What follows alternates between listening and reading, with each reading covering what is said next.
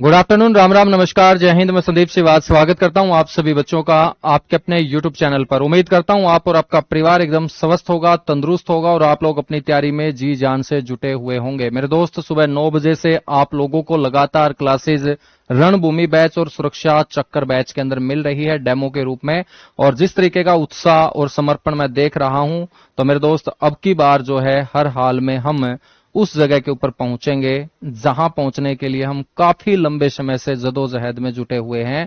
बिल्कुल HSSC office के अंदर मेरे दोस्त हम पहुंचेंगे। किसके लिए? अपने डॉक्यूमेंट वेरिफिकेशन के लिए। ठीक है, चाहे ग्रुप डी की बात हो या हरियाणा पुलिस की बात हो या सुरक्षा चक्कर बैच जो जेल वार्डर के लिए लाया गया है उसकी बात हो, तो जबरदस्त तरीके से क्लासेज आप लोगों को मिल रही है। और बच्चों, इस बैच के अंदर दोपहर को 12 बजे दिल्ली में मिला करूंगा अपने प्यारे से सब्जेक्ट के साथ, जिसको हम बोलते हैं ज्योग्राफी यानी भूगोल जिसे कहा जाता है। पहली क्लास में हम चर्चा करेंगे कि क्या सिलेबस अपने को कवर करना है और फिर बेसिक बेसिक बातों से बच्चों अपने सब्जेक्ट को शुरू करेंगे और बेसिक बेसिक बातों से बहुत अच्छे लेवल के ऊपर हम ले चलेंगे आप लोगों को। ठीक है, देखिएगा, अपना जो ये बैच स्टार्ट हुआ है, आज से ही स्टार्ट हुआ है। रणभूमि बैच की टीम आप लोगों को बड़ी शानदार दिखाई दे रही होगी बच्चों। ये आप लोगों का बैच है, 599 रुपए में 3 दिन तक आप लोगों को ये मिल जाएगा, जब तक अपने डेमो चलते हैं तब तक।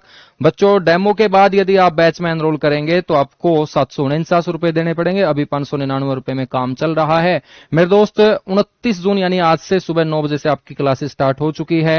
हरियाणा जीके की बड़ी जबरदस्त क्लास हुई, उसके बाद आपकी हिंदी की क्लास हुई, रीजनिंग की क्लास हुई और अब ज्योग्राफी की क्लास बच्चों हम शुरू करेंगे। बैच के फीचर क्या हैं? Live classes, doubt group, class notes, ये सारी की सारी चीजें आप लोगों को मिलने वाली हैं। बच्चों, किस तरीके से आपको टाइम टेबल और बैच के अंदर सिलेबस कवर कराया जाएगा। 9 बजे से हरियाणा जीके की क्लास शुरू होगी डेली, हिंदी 10 बजे, रीजनिंग 11 बजे, ज्योग्राफी पहले कंप्लीट होगी 12 बजे और उसके बाद इकोनॉमिक्स यहां शुरू हो जाएगी। मैथ्स की क्लास 1 बजे होगी। इंग्लिश, पॉलिटी, हिस्ट्री में पहले इंग्लिश कंप्लीट होगी, फिर पॉलिटी, फिर हिस्ट्री बच्चों टाइम रहेगा 3 बजे का। साइंस के अंदर पहले बायो कंप्लीट होगी, फिर अमित सर आप लोगों को इसके अंदर मेरे दोस्त फिजिक्स और केमिस्ट्री जो है वो कवर कराएंगे। 4 बजे मेरे दोस्त आप लोग इस बैच के अंदर साइंस के साथ जुड़े। ठीक है, इस तरीके से आपको बैच परचेज करना है, आपको एप्लीकेशन इंस्टॉल करनी है, कैटेगरी अपनी चूज करनी है। RW state exam paid classes के ऊपर जाओगे, रणभूमि बैच आपको दिखाई देगा, बाई नाउ पे क्लिक करेंगे, अप्लाई कूपन पे फिर क्लिक करेंगे क्योंकि हमें 20% का डिस्काउंट लेना है और मैनुअली लिखेंगे CET20। बच्चों, अप्लाई कर देंगे और 599 रुपए यहां शो होंगे, पे ऑनलाइन कर देना। आप लोगों का स्वागत करता नजर आऊंगा इस बैच में। ठीक है, ऐसे ही सुरक्षा चक्कर बैच है, इसकी फीस बच्चों थोड़ी सी एक्स्ट्रा है क्योंकि इसके अंदर एडिशनल सिलेबस है। रूरल मार्केटिंग है, डिजास्टर मैनेजमेंट है, एनवायरमेंटल स्टडी है, हरियाणा इकोनॉमी है। तो बच्चों, ये सारे के सारे जो सब्जेक्ट हैं वो आपके एड ऑन किए गए हैं इसके अंदर और इसके लिए कूपन कोड आपको HR20 अप्लाई करना पड़ेगा। बाकी आपका सिलेबस पूरा का पूरा कॉमन है। यहां पर वही टाइम टेबल रहने वाला है जो ग्रुप डी का है, लेकिन 5 बजे बच्चों यहां एनवायरमेंटल स्टडी EVS की क्लास डेली हुआ करेगी और EVS कंप्लीट होने के बाद डिजास्टर मैनेजमेंट, फिर मेरे दोस्त हम बात करेंगे रूरल मार्केटिंग, फिर हम बात करेंगे यहां किसकी बच्चों? हरियाणा इकोनॉमिक्स की। ठीक है, तो इसको भी इसी तरीके से परचेज करना है। कैटेगरी में RWA स्टेट एग्जाम आपको बच्चों कैटेगरी चूज करनी है, पेड क्लासेस में जाएंगे। ठीक है, 899 दिखाई देगा, फिर आपको HR20 कूपन कोड अप्लाई करना है, 719 रुपए में आप लोग बैच में एनरोल हो जाओगे। करें फिर अब स्टार्ट?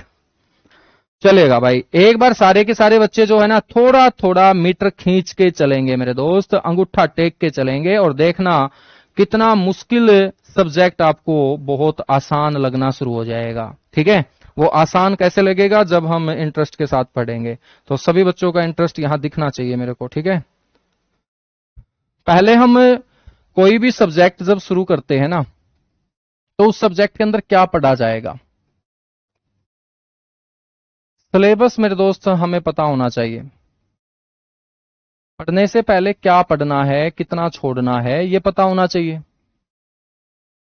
ठीक है, कितना हमें पढ़ना है, कितना हमें छोड़ना है, तो बच्चों हमें सिलेबस का पता होना चाहिए कि हम क्या क्या कवर करेंगे। आप लोगों को बताऊं तो मैं ज्योग्राफी का सिलेबस 2 तरीके से मेरे दोस्त कवर कराऊंगा, आपको 2 भागों में तोड़ के कवर कराऊंगा। सबसे पहले हम शुरुआत करेंगे इंडियन ज्योग्राफी से। पहले हम अपने भारत की जमीनों को अच्छे से पढ़ेंगे। भारत की जमीनें अच्छे से हमने पढ़ ली, फिर मेरे दोस्त हम पूरी दुनिया का भ्रमण करेंगे। ठीक है, उसको हम बोलेंगे फिर वर्ल्ड ज्योग्राफी। उसको हम क्या बोलेंगे मेरे बच्चों? वर्ल्ड ज्योग्राफी बोलेंगे। ठीक है, तो सारे के सारे पहले भारत का भूगोल पढ़ना चाहते होंगे, क्योंकि हमें पहले अपनी जमीनों का पता होगा तभी तो दूसरों की जमीनों के ऊपर चर्चा कर पाएंगे। ठीक है, इंडियन ज्योग्राफी में बच्चों स्टार्ट करेंगे सामान्य परिचय से, बेसिक इंट्रोडक्शन। एक बार हम भारत की चारों दिशाओं में घूमेंगे, बेसिक बेसिक बातें जो एग्जाम में डायरेक्ट पूछी जाती हैं और फिर भी हम गलत कराते हैं, लेकिन गलत नहीं करना आगे से। सामान्य परिचय, उसके बाद बच्चों बाउंड्री ऑफ इंडिया, भारत की सीमा हम पढ़ेंगे। अब सीमा कितने प्रकार की है? सीमा बच्चों हम 3 प्रकार की पढ़ेंगे। ठीक है, बाउंड्री ऑफ इंडिया। उसके बाद हम बात करेंगे भारत की भूगर्भिक संरचना, भारत की भूगर्भिक, ये टॉपिक हरियाणा के अंदर, हरियाणा के एग्जाम के लिए कोई नहीं पढ़ाता, लेकिन इस टॉपिक से एक क्वेश्चन पक्का पेपर में पूछा जाता है। और जब पेपर में पूछा जाता है तो बच्चे तुक्का लगा के आते हैं, लेकिन तुक्के से काम नहीं चलेगा। तुक्के बहुत लगा लिए हमने, तुक्के से कभी नैया पार नहीं हुई। अब की बार नैया पार समझ के करेंगे। भारत की भूगर्भिक संरचना इसे बोलेंगे, जियोलॉजिकल स्ट्रक्चर ऑफ इंडिया। उसके बाद मेरे दोस्त बात करेंगे हम फिजिकल फीचर ऑफ इंडिया की, भारत का भौतिक स्वरूप। Physical feature of India, Bharat का भौतिक स्वरूप। सारे के सारे जो पहाड़ हैं, ग्लेशियर हैं, दर्रे हैं, ऊंची ऊंची चोटियां हैं, ठीक है, पूरे भारत के अंदर चारों दिशाओं में, वो सारे के सारे हम यहां पर कवर करेंगे। उसके बाद बच्चों हम बात करेंगे अपवा तंत्र की, इसको ड्रेनेज सिस्टम बोलते हैं। अपवा तंत्र में हम नदियां पढ़ेंगे, नाले पढ़ेंगे, नहरें पढ़ेंगे, झील पढ़ेंगे। ठीक है, तो बच्चों बांध पढ़ेंगे, बहुउद्देशीय नदी घाटी परियोजनाएं पढ़ेंगे, नदियों के किनारे बसे हुए प्रमुख शहरों को पढ़ेंगे। तो ये एक अच्छा लंबा तगड़ा टॉपिक है, ड्रेनेज सिस्टम इसे बोलते हैं, अपवा तंत्र। इसके बाद बच्चों हम बात करेंगे मिट्टी और जलवायु की। मिट्टी और जलवायु, जलवायु में बच्चों हम मानसून पढ़ेंगे। भारत के अंदर अभी देखिएगा मानसून शुरू हो जाएगा, शुरू हो ही चुका है। ठीक है, हरियाणा में बच्चों थोड़ा सा लेट है, बाकी जुलाई के पहले सप्ताह में हरियाणा में आप देखोगे 2-3 दिन के बाद बारिश आती हुई। तो ये सारा का सारा जो मानसून है, गर्मियों का, सर्दियों का, ये हम पढ़ेंगे, मिट्टी और जलवायु। मिट्टी और जलवायु के बाद बच्चों हम बात करेंगे फिर किसकी? सर खनिज व उद्योगों की। बिल्कुल भाई, खनिज और उद्योग हम पढ़ेंगे। खनिज और उद्योगों के बाद बात करेंगे कृषि और पशुपालन की। देख लीजिएगा कोई भी टॉपिक छूटेगा नहीं बच्चों, कृषि व पशुपालन का हम जिक्र करेंगे इसमें, एग्रीकल्चर एंड एनिमल हस्बेंड्री। ठीक है, इसके अलावा मेरे बच्चों और क्या पढ़ेंगे सर? और हम पढ़ेंगे भारत का परिवहन, ट्रांसपोर्ट। ट्रांसपोर्ट जो है वो 3 टाइप से हम पढ़ेंगे, एक स्थल पढ़ेंगे, एक जल पढ़ेंगे और एक वायु परिवहन पढ़ेंगे। वायु परिवहन हम पढ़ेंगे, ठीक है ना। इसके अलावा मेरे बच्चों जनगणना हम पढ़ेंगे। सर जी जनगणना अब वाली तो पूरी नहीं हुई है, हम 2011 पढ़ेंगे। और अभी तक जितना भी जनगणना में काम हुआ है बच्चों, 2021 वाली जनगणना जो अब 2026 में चल रही है, जितना भी काम हुआ होगा वहां से जो भी क्वेश्चन होगा उस सारे के सारे क्वेश्चन को लपेट लेंगे। जनगणना के बाद हम पढ़ेंगे अनुसूचित जनजातियां, शेड्यूल ट्राइब पढ़ेंगे बच्चों, अनुसूचित जनजातियां। ठीक है, अनुसूचित जनजातियां याद रखोगे। तो ये हमारा जो है ना, एक कुछ स्टैटिक पार्ट हम पढ़ेंगे, जैसे नेशनल पार्क हैं, राष्ट्रीय पार्क हैं, यहां से क्वेश्चन पूछा जाता है। रामसर स्थल है बच्चों, रामसर स्थल हैं, टाइगर रिजर्व हैं, टाइगर रिजर्व हैं। ठीक है, तो ये अपना इंडियन ज्योग्राफी का सिलेबस रहेगा। इंडियन ज्योग्राफी कंप्लीट होने के बाद जब वर्ल्ड ज्योग्राफी शुरू करेंगे तो मैं आपको वर्ल्ड ज्योग्राफी का सिलेबस भी फिर बता के चलूंगा। ठीक है, तो हम स्टार्ट कर रहे हैं अब मेरे दोस्त ज्योग्राफी को। और आप लोगों को ये पता होना चाहिए कि जब भी हम कोई सब्जेक्ट शुरू करते हैं ना, हमें उसका थोड़ा सा इतिहास पता होना चाहिए। कोई भी सब्जेक्ट है उसका अपना एक इतिहास होता है कि वो सब्जेक्ट कहाँ से आया है, उस सब्जेक्ट में क्या पढ़ा जाएगा, कितना पढ़ा जाएगा, किन किन लोगों का योगदान है। तो बच्चों हम ज्योग्राफी की शुरुआत कर रहे हैं तो 2-3 मिनट इसके इतिहास के ऊपर हम बात कर लेते हैं। ये जो ज्योग्राफी वर्ड मैंने लिखा, आपसे कोई पूछ ले कि ये कौन सी भाषा का वर्ड है तो सभी बच्चों को बोलना है ये एक ग्रीक वर्ड है। ग्रीक को बच्चों हम क्या बोलते हैं? यूनानी बोलते हैं। ये कौन सी भाषा का शब्द है? यूनानी भाषा का शब्द है, ठीक है ना। यूनानी भाषा कौन सी है? यूनान देश में बोले जाने वाली है। यूनान देश कौन सा है बच्चों? जो आप लोगों ने एथेंस सुना होगा, जहां ओलंपिक खेल खेले गए 1896 में। बच्चों इन ओलंपिक खेलों की शुरुआत इसी एथेंस के पास स्थित एक ओलंपिया नामक पर्वत से हुई थी और आज से 776 ईसा पूर्व इस ओलंपिया पर्वत के ऊपर इन खेलों को खेले जाने के कारण पूरी दुनिया ओलंपिक बोलती है। तो ये ओलंपिक जहां पर सबसे पहले खेले गए वो ओलंपिया पर्वत है। ओलंपिया पर्वत एथेंस के नजदीक है। एथेंस राजधानी यूनान की है। यूनान में रहने वाले लोग जिस भाषा का इस्तेमाल करते होंगे उसे यूनानी बोलते होंगे, जिसे हम ग्रीक बोलते हैं। तो मेरे दोस्त उसी ग्रीक भाषा से निकला हुआ यह शब्द है ज्योग्राफी।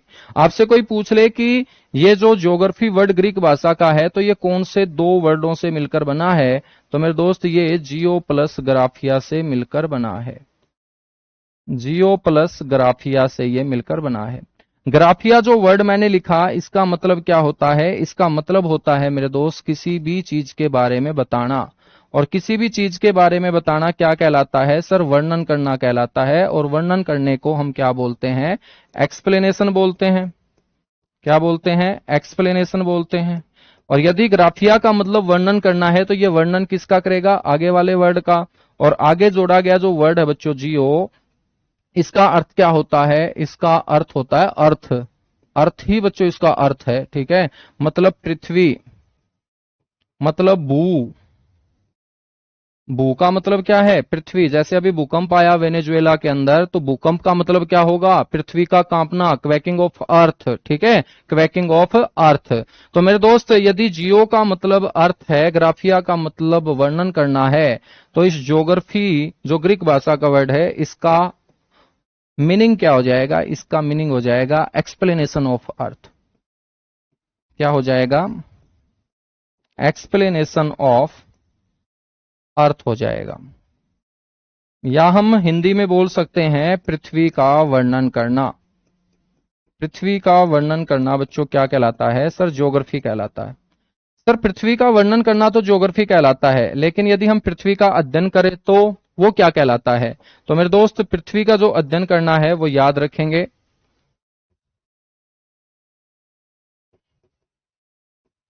कि स्टडी ऑफ अर्थ जो है ना, स्टडी ऑफ अर्थ जो है, पृथ्वी का जो अध्ययन है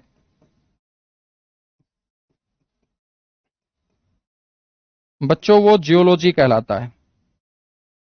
सर ये तो दोनों के दोनों एक जैसे ही लगे। एक जैसे नहीं है, इसमें क्या अंतर है अभी मैं बताऊंगा। इसको हिंदी में भूविज्ञान बोलते हैं। क्या बोलते हैं? भूविज्ञान। बच्चों जब भी हम जियोलॉजी सब्जेक्ट को देखते हैं, जियोलॉजी को देखते हैं, तो इसमें हमें सिर्फ पृथ्वी के ऊपर रह के पृथ्वी के बारे में जानकारी इकट्ठा करनी होती है, पढ़ना होता है, सीखना होता है। बच्चों हम पृथ्वी के ऊपर रहने का मतलब है सरफेस भाग के ऊपर, और सरफेस भाग के साथ साथ हम गहराई में जा सकते हैं, गर्भ में जा सकते हैं, और पृथ्वी ने अपने गर्भ में क्या क्या छिपा रखा है वो सारी की सारी चीजें हमें जानना है। तो इस सब्जेक्ट को बहुत अच्छे तरीके से पढ़ना पड़ेगा। इसको हम जियोलॉजी बोलते हैं, इसको स्टडी ऑफ अर्थ बोलते हैं।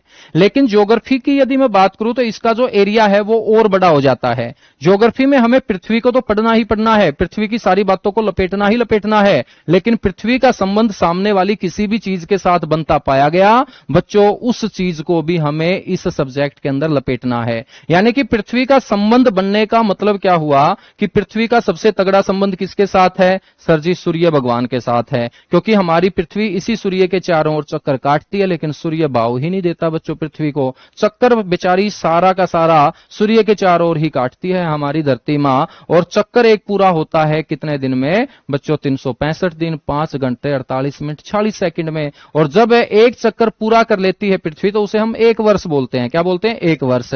और बच्चों जब चक्कर काटती है तो सूर्य को रहम भी आ जाता है। और सूर्य मेरे दोस्त हमारी पृथ्वी को लगातार क्या दे रहा है? एनर्जी दे रहा है, प्रकाश दे रहा है, लाइट दे रहा है। तो मेरे दोस्त यदि सूर्य संबंध तोड़ ले हमारी पृथ्वी से तो हमारी पृथ्वी के ऊपर क्या छा जाएगा? अंधेरा छा जाएगा बच्चों, ठीक है ना। यानी कि आप ये समझ लीजिएगा कि जीना ही मुश्किल हो जाएगा। अंधेरा में किसी का जीला क्या करे बच्चों? अंधेरा में तो नुए कालजा पटन हो जावा है आदमी का, ठीक है। तो बच्चों सूर्य के साथ हमारा तगड़ा संबंध है और हमारी पृथ्वी ने सूर्य से ये एक ही चीज कर्जे में ले रखी है, तो हम सूर्य के कर्जवान हमेशा बने रहेंगे। तो बच्चों सूर्य के साथ जब हमारा तगड़ा संबंध है तो सूर्य और सूर्य का पूरा जो परिवार है, सोलर सिस्टम जिसे बोलते हैं, सौर मंडल, वो हम ज्योग्राफी में ही तो पढ़ते हैं। तो यहां पृथ्वी को भी पढ़ते हैं, पृथ्वी के साथ साथ बच्चों हम पृथ्वी के जैसे बाकी प्लेनेट को भी पढ़ते हैं, पृथ्वी जिसके चारों ओर चक्कर काटती है उसको भी पढ़ते हैं, उसका पूरा परिवार को भी पढ़ते हैं। तो ज्योग्राफी का मतलब है पृथ्वी और पृथ्वी से संबंधित जितनी भी चीजें होंगी उनका संपूर्ण अध्ययन करना ज्योग्राफी। और पृथ्वी का अध्ययन करना जिसमें सरफेस है और गहराई है उसको हम बोलेंगे बच्चों जियोलॉजी। क्या बोलेंगे? जियोलॉजी। अब आपके दिमाग में यह आना चाहिए कि जब ये ज्योग्राफी नाम रखा गया तो बच्चों इसके आगे पृथ्वी को ही क्यों जोड़ा गया? क्योंकि जियो का मतलब तो पृथ्वी है बच्चों। वो इसलिए जोड़ा गया क्योंकि इस सब्जेक्ट के अंदर सबसे पहले किसको पढ़ा गया है? पृथ्वी को ही पढ़ा गया है, ठीक है। आपसे कोई ये पूछ ले कि बताइएगा भाई इस सब्जेक्ट में सबसे पहले किसको पढ़ा गया, तो आपको बोलना है सबसे पहले जो स्टडी की गई वो अर्थ की गई है। सबसे पहले स्टडी जो की गई बच्चों वो पृथ्वी की गई है। हम बात करेंगे पृथ्वी के बारे में जानकारी देने के लिए, पृथ्वी के बारे में बातें बताने के लिए बच्चों एक विद्वान सामने आया। गुरुजी कौन था वो विद्वान? उस विद्वान का नाम था हिकेटियस। हिकेटियस। अब ये हिकेटियस जो विद्वान था ये कहां का था मेरे बच्चों? सर ये यूनान का था, तो इसको हम यूनानी विद्वान बोलेंगे, ठीक है। कौन सा विद्वान बोलेंगे? यूनानी विद्वान। और ये हिकेटियस ने पृथ्वी के बारे में बातें जहां पर लिखी वो थी एक किताब, और उस किताब का नाम है जसप्रियोडस। जसप्रियोडस। किताब का टाइटल देखना थोड़ा सा अटपटा लगेगा। अटपटा इसलिए लगेगा क्योंकि बच्चों ये यूनानी विद्वान ने लिखी है तो भाषा कौन सी होगी? ग्रीक होगी। जसप्रियोडस जो वर्ड है ये ग्रीक भाषा का वर्ड है, लेकिन इस वर्ड को हमें आसान बनाना हो तो इसको हम हिंदी में कन्वर्ट कर सकते हैं, और हिंदी में इसका मतलब होता है पृथ्वी का वर्णन। तो जसप्रियोडस का मीनिंग क्या होगा हिंदी में? पृथ्वी का वर्णन ही होगा, एक्सप्लेनेशन ऑफ अर्थ ही होगा। ये किताब लिखने का काम किया हिकेटियस ने मेरे बच्चों, और ये किताब जो लिखी गई थी ना ये 2 भागों में लिखी गई थी। ये जो बुक लिखी गई थी जसप्रियोडस नाम की, ये कितने भागों में लिखी गई थी? 2 भागों में। थक गया होगा मेरे हिसाब से, इसलिए मेरे दोस्त आराम कर करके यह किताब लिखी, ठीक है। इन 2 भागों में हम बात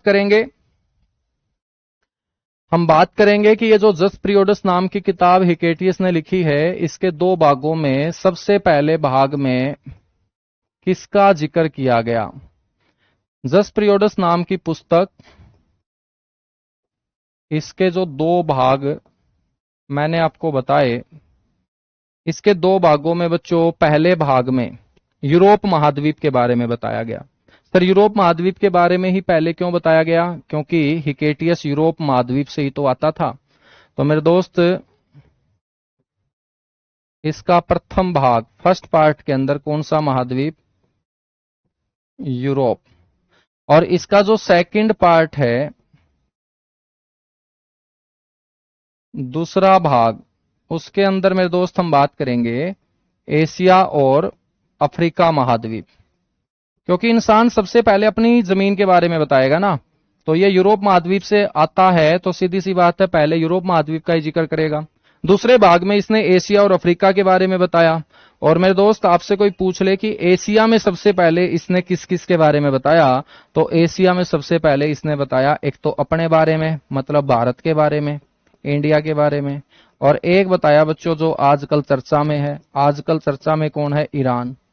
भारत और ईरान के बारे में इसने दूसरे भाग के अंदर चर्चा की, ठीक है बच्चों। ये जो जसप्रियोडस नाम की किताब मैं आप लोगों को सुना रहा हूं जो हिकेटियस ने लिखी, इसमें हिकेटियस ने बताया कि पृथ्वी के ऊपर किसी भी सजीव और किसी भी निर्जीव के लिए सिर्फ दो ही सेगमेंट बने हुए हैं रहने के लिए। सर जी, ये दो सेगमेंट कौन से हैं जिनके ऊपर कोई भी सजीव कोई भी निर्जीव पाया जाता है?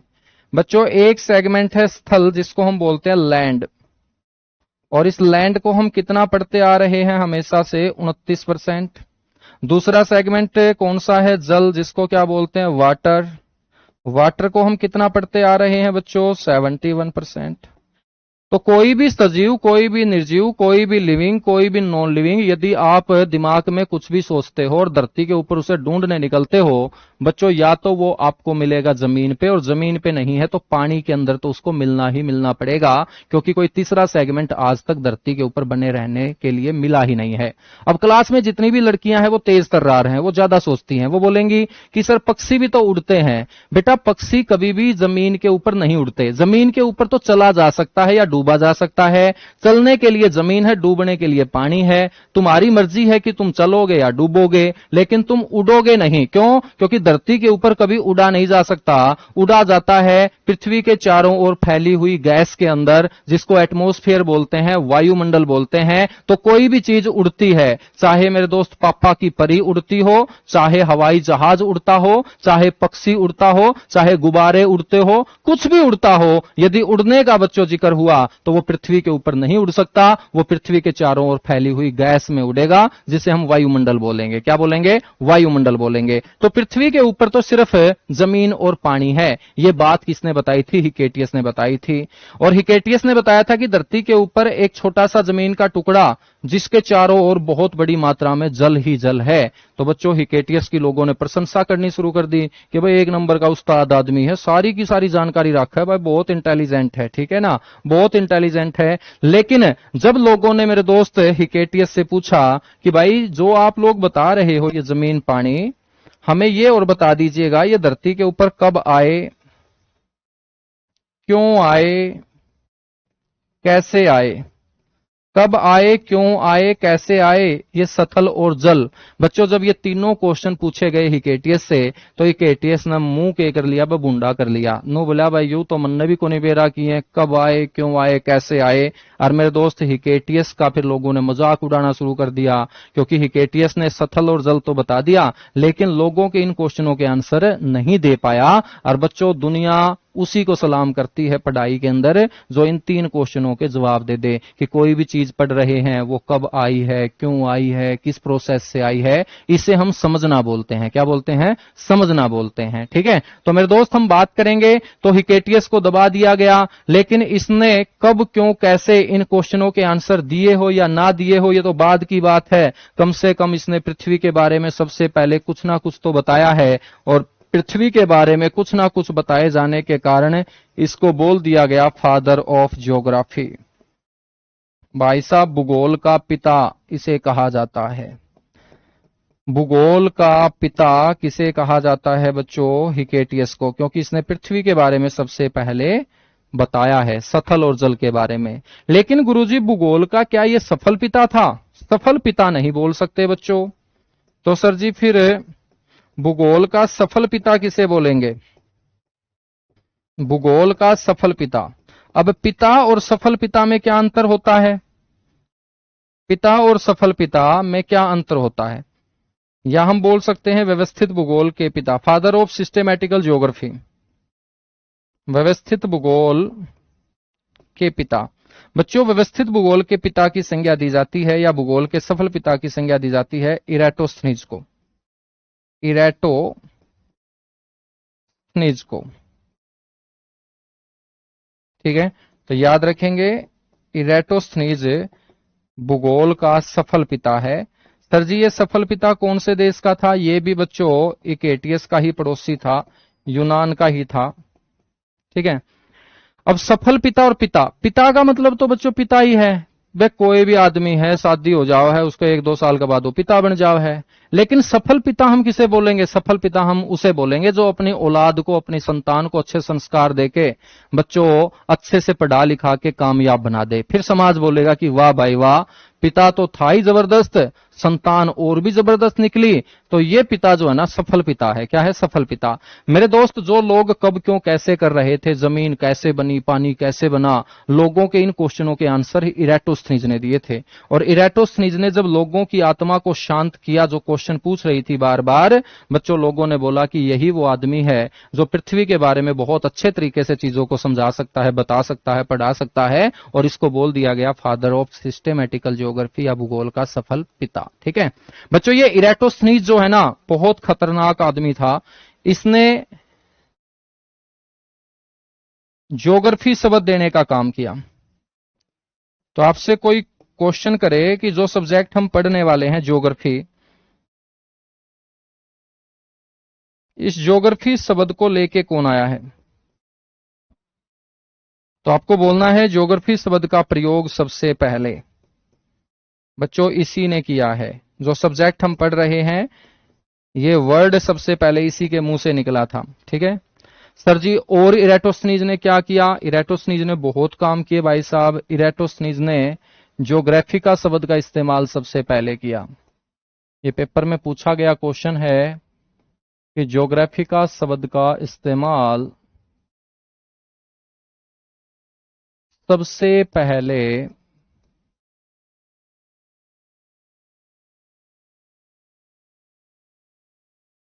मेरे दोस्त किसने किया है? इसी ने किया है। और सर इसने क्या काम किया? भाई साहब इसने काम बहुत किए हैं। ठीक है, सारे के सारे काम बताऊंगा मैं। एक काम इसने किया, पृथ्वी की त्रिज्या को मापने का काम किया। रेडियस ऑफ अर्थ, पृथ्वी की त्रिज्या, ठीक है, जिसको हम आर से डिनोट करते हैं।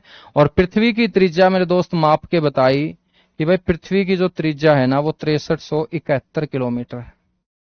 रेडियस ऑफ अर्थ कितनी है बच्चों? 6371 किलोमीटर है। ठीक है ना। ये बात किसने बताई थी? इरेटोस्थनीज ने बताई थी। यहां तक बातें क्लियर हुई? बिल्कुल क्लियर हुई।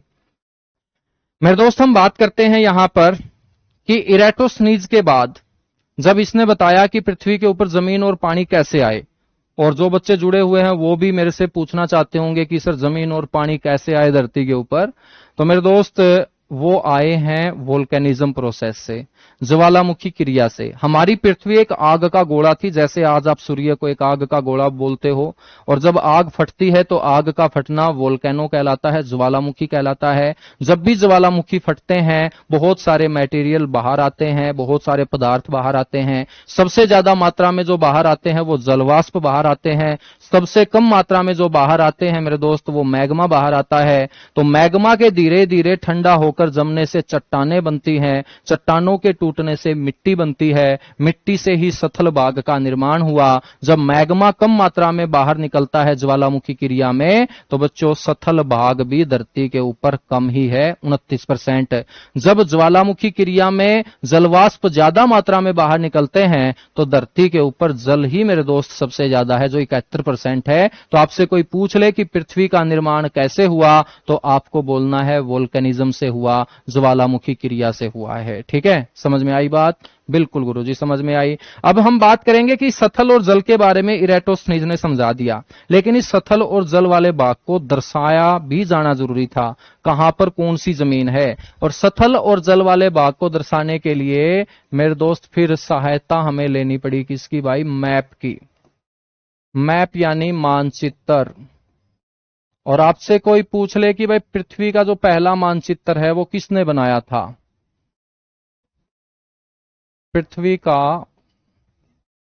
प्रथम मानचित्र। साथ ही साथ मेरे दोस्त कवर करते जाना, कोई भी चीज ना समझ में आए तो मुस्कुरा के मेरे को बताना। ठीक है, हंसते रहना, बस बुंडा मुंह नहीं करना है क्लास में। हरियाणा के बालकों तो हम, ठीक है, बेरा पाटना चाहिए दूर दूर तक कि भाई हरियाणा वाले जिद पढ़िया कर रहे हैं, बहुत सुतरा मुंह करके पढ़िया कर रहे हैं, एक एक दिमाग में बात फिट करके पढ़िया कर रहे हैं। तो पृथ्वी का पहला जो मानचित्र है भाई साहब वो किसने बनाया? अनेक्जिमेंडर ने।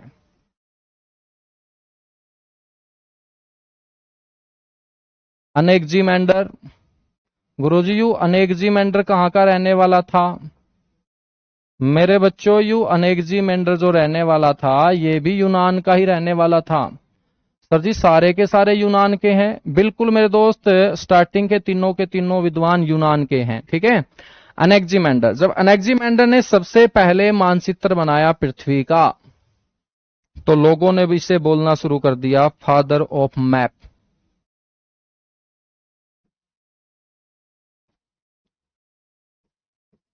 Father of map. तो याद रखेंगे मानचित्र के जनक बच्चों किसे कहा जाता है? अनेक्जिमेंडर को कहा जाता है। ठीक है ना। अब आपके दिमाग में यह भी आना चाहिए कि पृथ्वी का जो पहला मानचित्र अनेक्जिमेंडर ने बनाया, तो कोई ना कोई तो आकृति आई होगी मानचित्र की। बिल्कुल आई। बच्चों आपसे कोई पूछ ले कि पृथ्वी का जो पहला मानचित्र था वो किस शेप का था, तो आपको बोलना है रेक्टेंगल। रेक्टेंगल का मतलब आयत के जैसा था।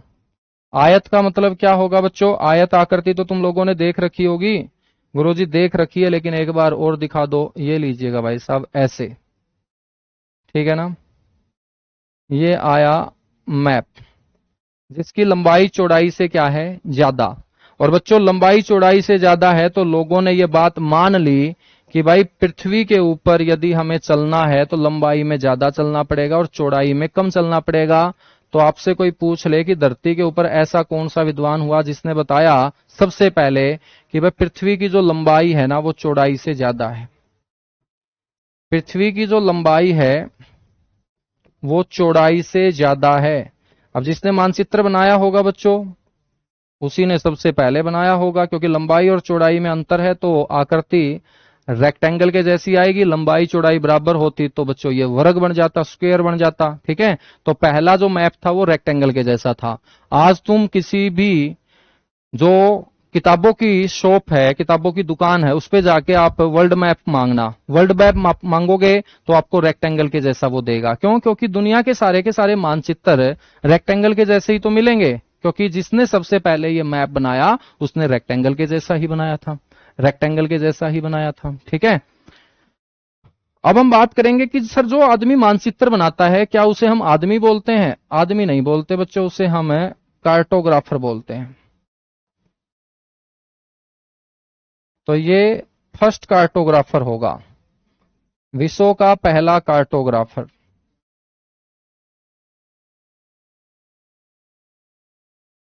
विश्व का पहला कार्टोग्राफर होगा बच्चों।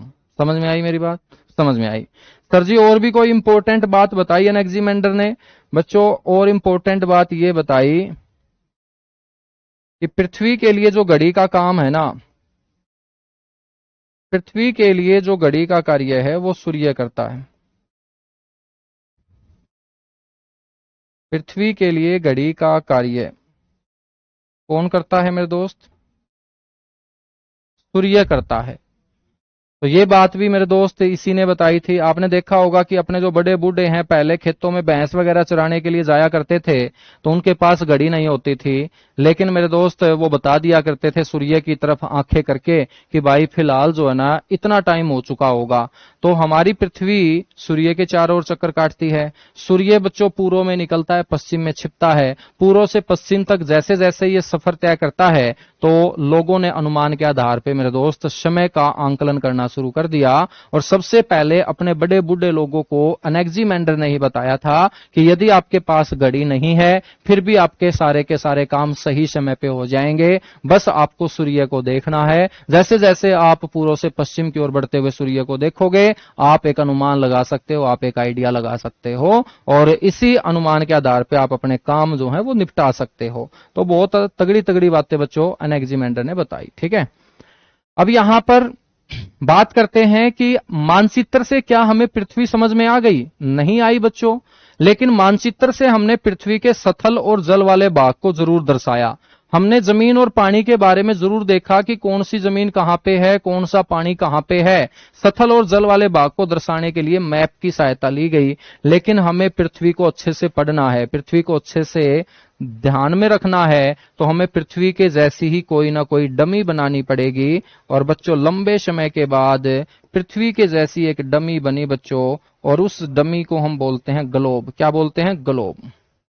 आपसे पूछा जाएगा कि जो पृथ्वी का पहला ग्लोब है वो किसने बनाया था भाई?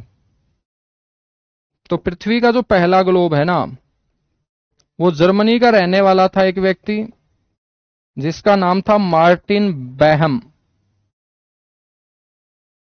नाम क्या था बच्चों? मार्टिन बैहम। जर्मनी का रहने वाला था, और जर्मनी के रहने वाले इस मार्टिन बैहम ने मेरे बच्चों 1492 के अंदर 1492 एडी ईस्वी के अंदर इसने मेरे दोस्त पहला ग्लोब बनाने का काम किया था। और पहला ग्लोब इसने बनाया तो लोगों ने मेरे दोस्त इसको बोलना शुरू कर दिया father of globe. Father of globe किसे कहा जाता है? मार्टिन बैहम को। अब देखिएगा, जब मानचित्र बनाया था एनेक्सिमेंडर ने तो उस मानचित्र की आकृति आई थी। तो सीधी सी बात है, मार्टिन बैहम जब ग्लोब बना रहा है, ग्लोब तो आप लोगों ने देखा होगा। गुरुजी हमने ग्लोब देखा है। बेटा आप लोगों ने ग्लोब देखा है तो अच्छी बात है, जिसने नहीं देखा उसको अभी मैं क्लास में दिखा देता हूं। दिखा दे तुम्हें ग्लोब? दिखा दो गुरुजी। भाई साहब 1 मिनट रुको फिर, क्योंकि बहुत सारे ऐसे बच्चे हैं जिनको पता ही नहीं होगा कि गुरुजी ग्लोब कैसा दिखता है। जिसका वजन 100 किलो से ऊपर है वो अपने चेहरे को जाके देख ले शीशे के अंदर, बिल्कुल ग्लोब के जैसा दिखेगा। ऐसा ही दिखता है ग्लोब, बाकी ऐसा कुछ और खास है नहीं।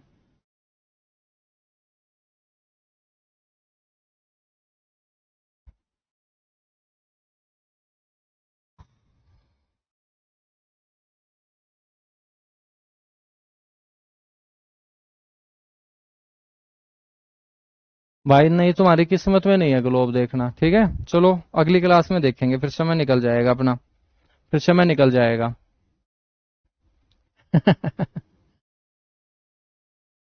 ठीक है ना? हाँ। अब देखिएगा, पृथ्वी का जो पहला ग्लोब बना था ना, वो कैसा बना था? सेब के जैसा।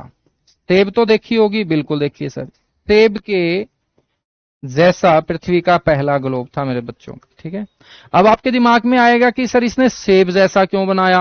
वो इसलिए बनाया क्योंकि बच्चों जब ये ग्लोब बना रहा था ना, तो पृथ्वी के ऊपर बहुत सारी चीजें उसको लेकर स्टडी हो चुकी थी।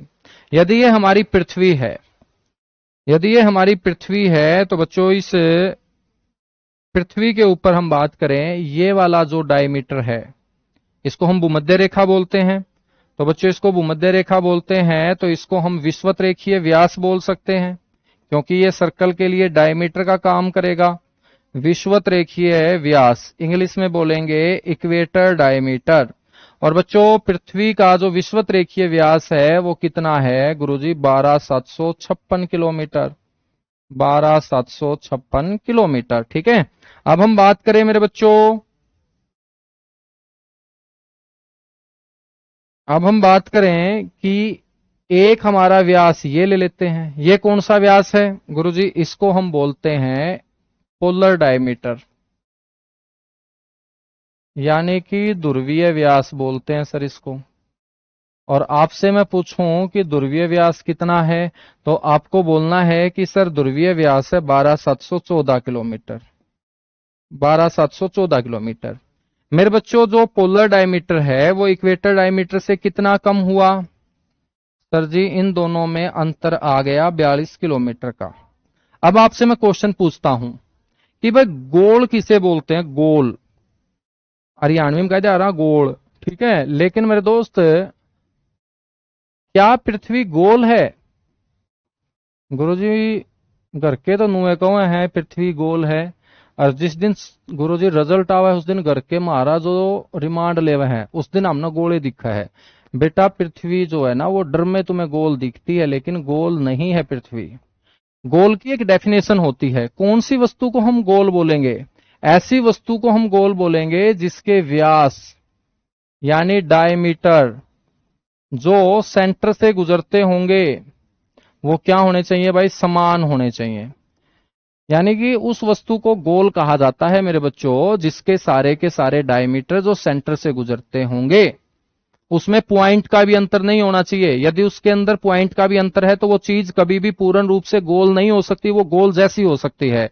मैं आपसे क्वेश्चन पूछूं फुटबॉल कैसी दिखती है, तो आपको बोलना है गोल जैसी दिखती है। फुटबॉल गोल नहीं है क्योंकि हमने फुटबॉल के डायमीटर नहीं देखे।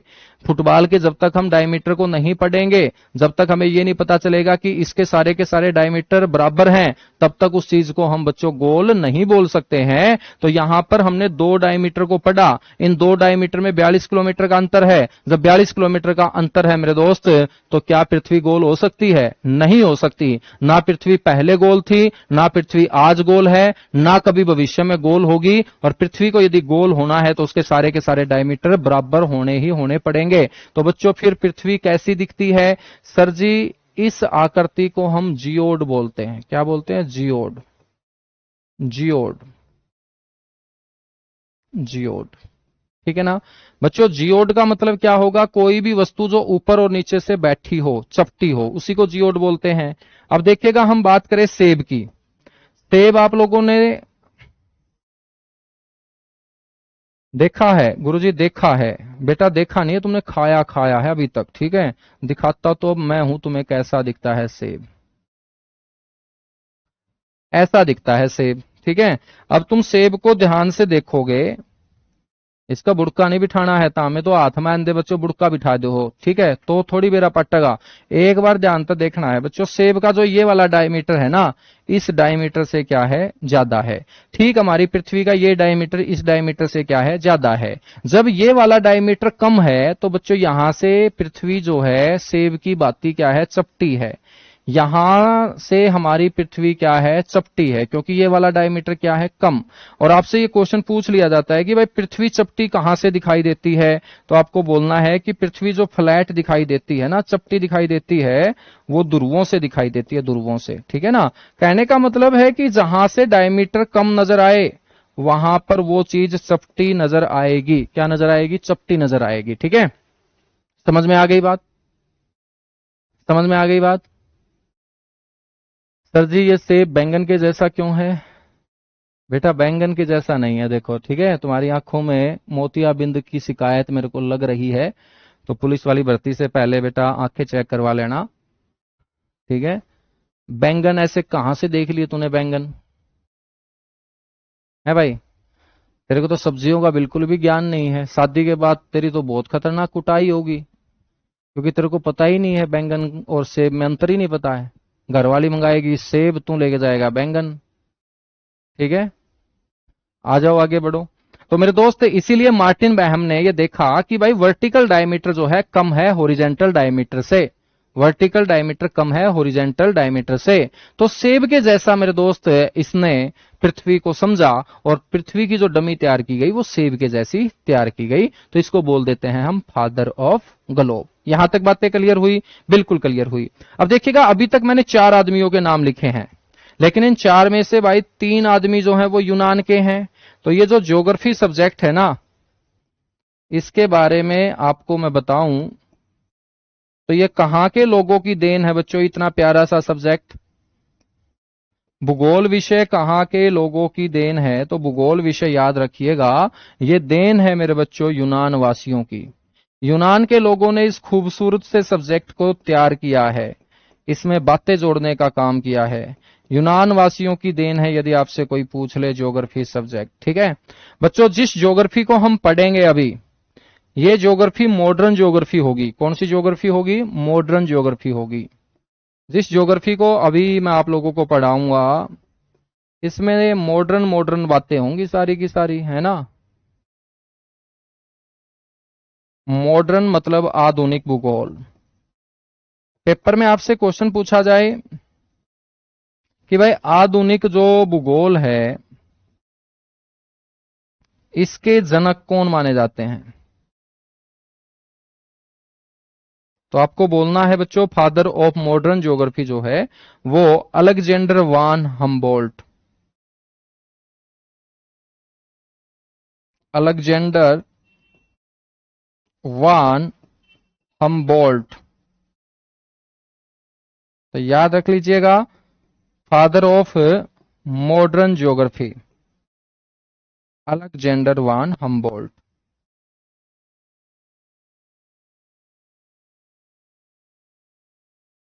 अलेक्जेंडर वान हम्बोल्ट। ठीक है, यहां तक बातें क्लियर हुई? बिल्कुल क्लियर हुई बच्चों। और हम चर्चा करें, और मैं आपको थोड़ा सा ज्योग्राफी को खोल के बताऊं तो मुख्य तौर पे हम इसको दो भागों में डिवाइड कर लेते हैं। सर जी ये दो भाग कौन से हैं? मुख्य तौर पे दो भागों में, और वैसे हम इसे तीन भागों में भी ले लेते हैं। ठीक है, तीसरा भी बताऊंगा। एक है मेरे दोस्त ह्यूमन ज्योग्राफी।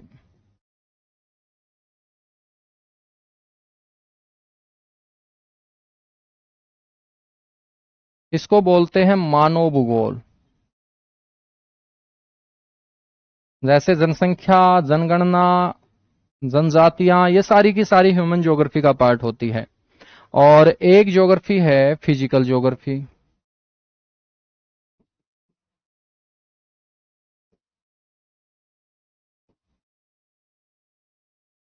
ठीक है, इसको हम बोलते हैं भौतिक भूगोल। तो कई बार इनके भी फादर पूछ लिए जाते हैं आपके एग्जाम में। तो यदि आपसे कोई पूछ लेना कि ह्यूमन ज्योग्राफी, फिजिकल ज्योग्राफी, ठीक है, तो भाई ह्यूमन ज्योग्राफी के जो पिता हैं वो कौन है, तो आपको ध्यान रखना है फ्रेडरिक रैटजेल। गुरुजी ये क्या है? आदमी है मेरे दोस्त अपनी तरह ही, ठीक है, जिसने ह्यूमन ज्योग्राफी में काम शुरू किया था। इसको हम क्या बोलते हैं? Father of human geography. Physical geography के जनक कौन होंगे? अलेक्जेंडर वान हम्बोल्ट होंगे। जो मॉडर्न ज्योग्राफी के पिता हैं वही फिजिकल ज्योग्राफी के पिता भी हैं, अलेक्जेंडर वान हम्बोल्ट। ठीक है ना? और एक ज्योग्राफी याद रख लीजिएगा, मैथमेटिकल ज्योग्राफी।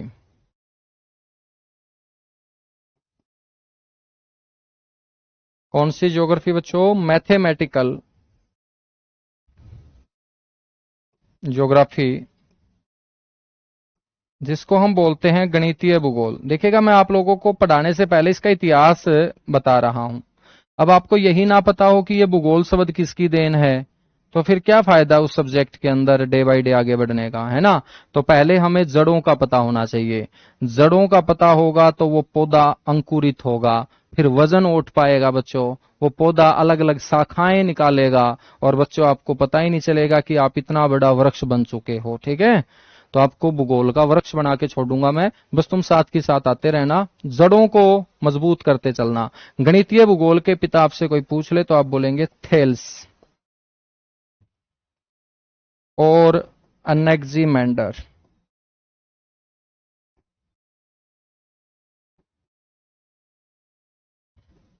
अनेक्जिमेंडर नहीं, सॉरी, इरेटोस्थनीज।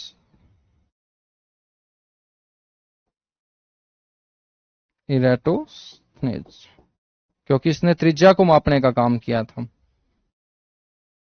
ठीक है ना? याद रखोगे? एक बार सारे के सारे बच्चे बोलेंगे कि गुरुजी बहुत जबरदस्त है, समझ में आ रहा है। मेरे दोस्त ये हमारी ज्योग्राफी का थोड़ा सा इतिहास था। अब हम सिलेबस कवर करने जा रहे हैं, और हम बात करेंगे सबसे पहले अपने इंडियन ज्योग्राफी की। Day by day Indian geography में हम आगे बढ़ेंगे। ठीक है, और क्लास का जो टाइम है ना, मैंने 12 बजे इसलिए करवाया है क्योंकि 12 बजे तुम्हारा रेस्ट करने का टाइम होता है। और बच्चों, चाचा नेहरू की तुम्हें बात तो याद होगी कि आराम आराम है। ठीक है, तो इसलिए मेरे दोस्त 3-4 महीने अब 12 बजे तुम्हें आराम नहीं करना। ठीक है, आपको ज्योग्राफी पढ़नी है। तो अब हम बात करेंगे इंडियन ज्योग्राफी की।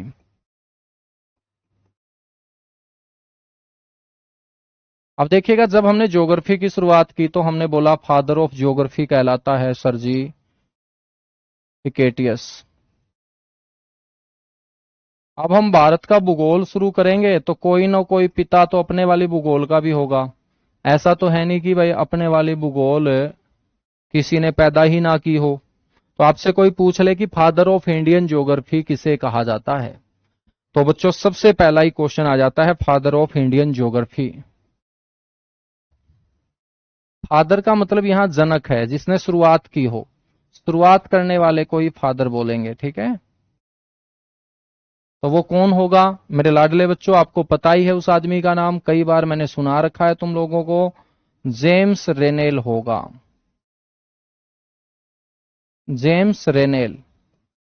सर जी ये जेम्स रेनेल कौन था? नाम से ही पता चल रहा है, अंग्रेज था, ईस्ट इंडिया कंपनी में बच्चों काम करता था।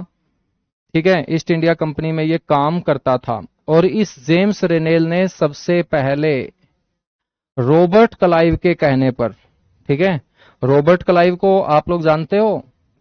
जानते हैं सर जी, बंगाल के पहले गवर्नर थे रॉबर्ट क्लाइव। रॉबर्ट क्लाइव, ठीक है। तो बच्चों रॉबर्ट क्लाइव के कहने पर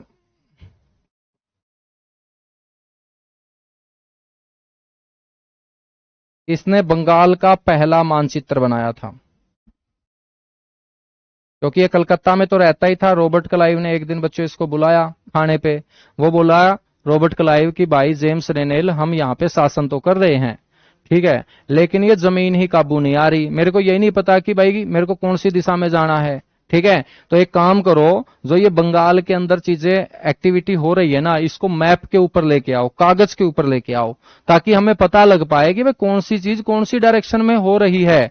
तो मेरे दोस्त रॉबर्ट क्लाइव के कहने पे जेम्स रेनेल बोला कि जी हजूर अभी तैयार करता हूं एक नंबर का बंगाल का मानचित्र। और रॉबर्ट क्लाइव के कहने पर इसने बंगाल का पहला फोटो बना दिया बच्चों। और भारत के अंदर मैं बात करूं मानचित्र बनाने की कला, भाई साहब जेम्स रेनेल ने ही शुरू की है। तो भारत में पहला कार्टोग्राफर कौन हो जाएगा? जेम्स रेनेल हो जाएगा। है ना दाकड़ क्वेश्चन? तो आपको पता होना चाहिए भारत में प्रथम कार्टोग्राफर,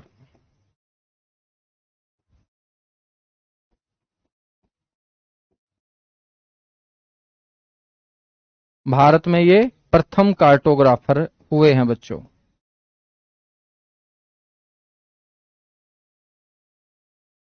भारत में पहले कार्टोग्राफर कौन हुए? यही हुए हैं। ठीक है, समझ में आ गई बात? बिल्कुल समझ में आ गई। अब मेरे बच्चों ये जो अपना भारत है, देखो कितना खूबसूरत दिखाई दे रहा है अपना भारत। अब जो ये भारत है ना, इसको हम अकेला भारत नहीं बोलते। जब बच्चों हमें प्यार ज्यादा आए तो हम इसे इंडिया बोल देते हैं।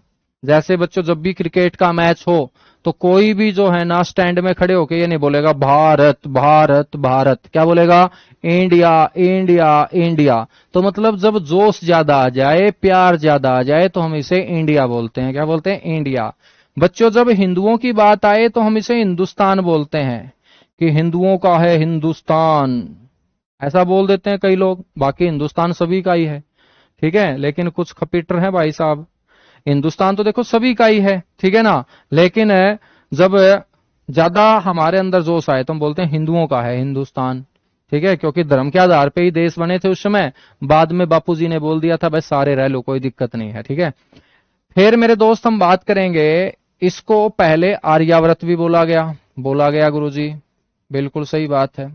आर्य लोग जब आए थे तो आर्य लोगों ने भारत की चारों दिशाओं में भ्रमण किया और सारे के सारे क्षेत्र को आर्य लोगों ने अपने वंश के ऊपर इसे क्या बोल दिया भाई? आर्यावर्त बोल दिया। क्या बोल दिया? आर्यावर्त। बच्चों प्राचीन नाम मैं बताऊं ना, भारत का सबसे प्राचीन नाम था जम्बू। बड़ा खतरनाक नाम था यार। तुम कहां के निवासी हो? हम जम्बू के निवासी हैं। जम्बू का मतलब जामुन होता है। तो कभी आपने सोचा है कि ये नाम कहां से आए हैं? पहले तो आपको पता होना चाहिए कि ये जो भारत हम अपने देश को बोल रहे हैं, ये भरत नामक एक राजा हुआ है। भरत नामक एक राजा हुआ, उसके नाम पर बच्चों हमने देश को बोलना शुरू कर दिया भारत। भरत नामक राजा के नाम पर। ठीक है, आर्यावर्त भी आप लोगों के समझ में आ गया? बिल्कुल समझ में आ गया सर। आर्याव्रत जो नाम दिया ये आर्य लोगों ने दिया, आर्यों द्वारा बच्चों, आर्याव्रत। इंडिया जो वर्ड है ना, इंडिया, ये आपको पता होना चाहिए कौन सी भाषा का वर्ड है, ग्रीक वर्ड है बच्चों ये। ग्रीक का मतलब यूनानी, तो इसका मतलब बच्चों ये जो अपने देश को इंडिया बोला है, ये कहां के लोगों ने बोला है, ये यूनान वासियों की देन है। यूनान के रहने वाले लोगों ने अपने देश से गुजरने वाली सिंधु नदी को बच्चों इंडस रिवर बोलना शुरू किया, और उसी इंडस रिवर के कारण अपना नाम पड़ा इंडिया। तो आपसे कोई पूछ ले कि ये नाम किसकी देन है, आप बोलेंगे यूनान वासियों की देन है। बच्चों आपसे कोई पूछ ले फिर कि गुरुजी ये हिंदुस्तान किसने कहा, हिंदुस्तान तो पक्का हिंदुओं ने कहा होगा, हिंदुओं ने नहीं कहा। बच्चों जो सिंधु नदी है ना, उसी सिंधु नदी को ईरान के लोगों ने हिंदू नदी बोला, और उसी हिंदू नदी के कारण अपने देश का नाम हिंदुस्तान पड़ा। और ये नाम जो है ये ईरानियों की देन है, ईरान के लोगों ने बच्चों, जिसके साथ अमेरिका का जूत बाज रहा है, इजराइल का जूत बाज रहा है बच्चों, वही ईरान, ईरान के लोगों ने हमें क्या बोला है, हिंदुस्तान बोला है। क्या बोला है, हिंदुस्तान। गुरुजी वो जम्बू के सौदा है, सौदा नहीं है भाई, जम्बू है भारत का सबसे प्राचीन नाम। तो आपसे कोई पूछ ले कि भारत का सबसे प्राचीन नाम, या आर्य लोग किस जमीन पे आए थे, जम्बू पे आए थे। भारत का सबसे पुराना नाम मेरे दोस्त जम्बू। जम्बू का मतलब होता है क्या, जामुन। यहां जामुन के पेड़ बहुत ज्यादा थे, और जामुन को संस्कृत में जम्बू बोलते हैं, पहले संस्कृत भाषा ही चलती थी। और जम्बू नाम मेरे दोस्त भारत का कहां पर मिलता है, बौद्ध धर्म ग्रंथों में मिलता है। जम्बू द्वीप या जम्बू बच्चों, बौद्ध ग्रंथों के अंदर भारत को जम्बू के नाम से रिप्रेजेंट किया गया है। ठीक है, तो ये सारी की सारी बातें आपको पता होनी चाहिए। कल से बच्चों इंडियन ज्योग्राफी में हम आगे बढ़ेंगे। आज मैंने आपको सिलेबस बता दिया है, ठीक है, और थोड़ा सा इतिहास बता दिया है, तो आप लोगों को थोड़ा सा कॉन्फिडेंस आया होगा। चीजें एक एक क्लियर होके चलती रहेंगी। ईमानदारी के साथ पढ़ते रहना, डेडिकेशन के साथ पढ़ते रहना। आपसे मैं मांगता हूं सिर्फ क्या, समर्पण पढ़ाई के प्रति, आपसे मांगता हूं ईमानदारी पढ़ाई के प्रति, आपसे मांगता हूं रेगुलरिटी मेरे दोस्त इन जॉब्स की जो तैयारी कर रहे हैं उन बच्चों से। बाकी मैं कुछ नहीं मांगता, फिर आपको एचएसएससी दे देगी नौकरी, ये मेरी गारंटी है। ठीक है, चलेगा भाई, आज के लिए इतना सा ही। क्लास कैसी रही आप लोग कमेंट करके जरूर बताना। आपके कमेंट पढ़ के हमें भी हौसला मिलता है, मोटिवेशन मिलता है, और अगली क्लास के लिए ऑक्सीजन का काम करते हैं आपके प्यारे प्यारे शानदार अच्छे अच्छे कमेंट। ठीक है, चलेगा, थैंक यू बच्चों।